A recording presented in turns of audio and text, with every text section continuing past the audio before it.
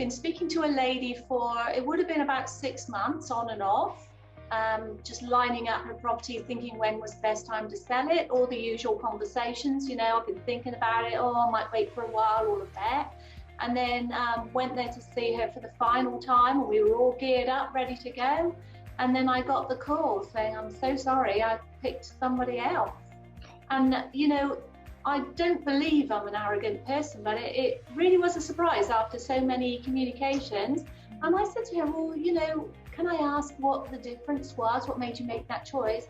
She said, well, I loved you as an agent, but this other agent had something called Rezo.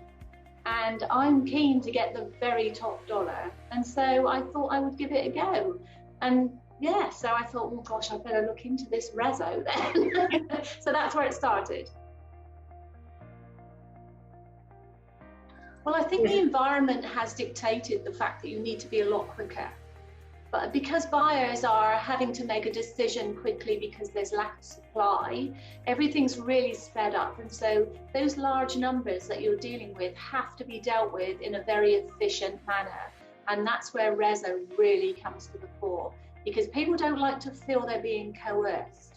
But with Rezo, it's a completely transparent system. And so it kind of condenses that process from what used to be a long process down into a very quick, transparent, everybody's happy process.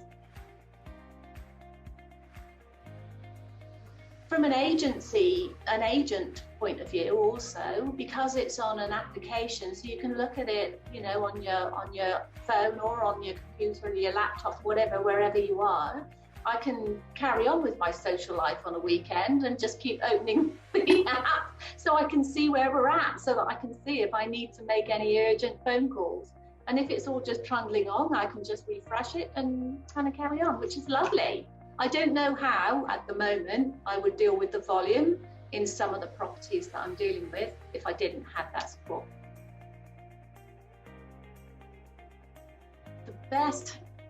The most exciting part is the bit where you're waiting. You know, when you put it all on, you've put all your people, you pulled them across from Rex we use. Mm-hmm. So pull them all across from there, and then it's waiting for the first offer. That's the bit that I really love. But the most useful part of Rezo is the fact that we get to see all of the terms and conditions of each offer. Because you might get a blinding figure from somebody wanting to purchase interstate, but they might be borrowing 95%, you know, and want a really ridiculous settlement time. Whereas somebody else is, you know, maybe a little bit less on price, but their terms are perfect. And we can see all of that and then produce the seller's report, get that off to them so they can also be engaged with, you know, having looked through. They can look through it and you can be calling them and looking through it at the same time. So it's a really interactive process, which is really good. It's what real estate needs. Absolutely. Because you see, within real estate, you know, the way that you deal with people, like our philosophy is do the right thing, always do the right thing and provide a great service. But, you know, we do get lumped in with everyone. You know, if you're trying to do a normal negotiation, you say, look, you know, you really do need to put your best foot forward. You know, oh, is there really anyone else? You know, because they've had bad experiences in the past, they don't always want to trust you. But on this platform, they can see for themselves. And so it makes it very different. No, you go in with lots of enthusiasm and just show them through. I mean, obviously, I take the names out so that it's privacy.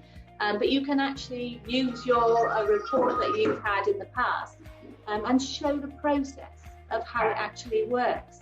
So they can see that, yes, you know, you did get a really good result for that house. And you can show comparisons of recent sales with other properties that have gone of similar type, that have gone for a lot less. So, you know, it's a no-brainer, really. It's an added tool, really, in your arsenal, and that's what you need. You have to have something that's, you know, a little bit different, have an edge from other people. That's why you need to stay on top of these things. Previously, if you really felt that you had the best offer that you were going to get from the marketplace at the time, it was sometimes difficult to kind of convince the vendor that that was the case. Whereas if you've involved them in the whole process with Rezo and done several reports so that they can see how that has developed and how you've managed to encourage people to increase a little bit more, you know, or adjust their terms or something, then they can see the process has taken place. Because it's very hard to keep your vendor fully advised of every tiny step you take. Whereas with this, they see the whole process. So by the time you come to the end where, you know, those offers are slowing down, you're having that conversation with, you know, I think we're getting to that point where the market has found your spot for your property and they've come along with you on that journey. And so they're ready then to make a decision. This is their pot. This is what they're making the decision from.